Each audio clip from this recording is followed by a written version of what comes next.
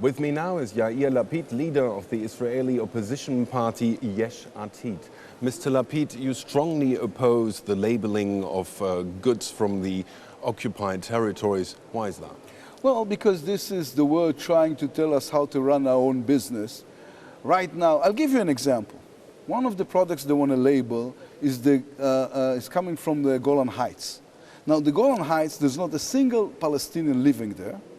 And even if we want to give back the Golan Heights, who are we going to give it back to? Because on the border of the Golan Heights, there's Hezbollah, a terror organization, Jabhat al-Nusra, an Al-Qaeda affiliated terror organization, ISIS, terror organization, and the little that was left from the Assad regime that has killed 250,000 people in the last 3 years. So these are the people you want us to give the Golan Heights back to. So this labeling is just a continuation of the boycott Israel movement that is anti-Semite and wrong.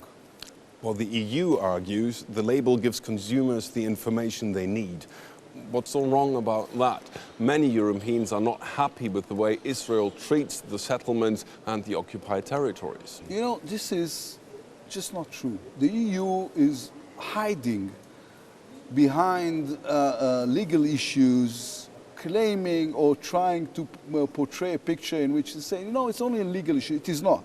It's a political issue. It's them giving up to the worst elements of jihad. The least they can do is tell the truth about what is it that they're really trying to do. What is it that they're really trying to do is to force Israel to do things Israel doesn't want to do.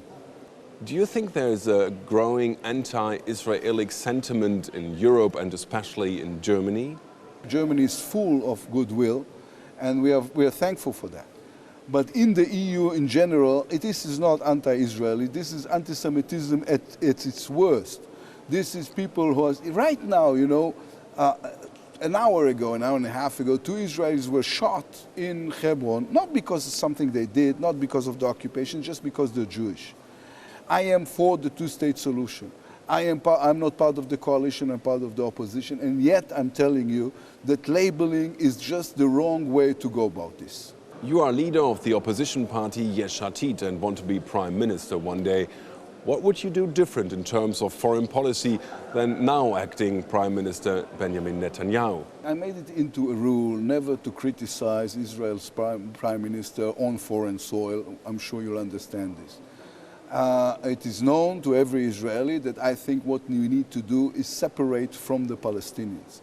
It's not peace that I'm seeking, it's separation. It's time for us to put a higher fence between them and us to make sure that the security arrangements are like that the Israeli Defense Army can operate on the future Palestinian state in order to preserve Israel's citizens' security.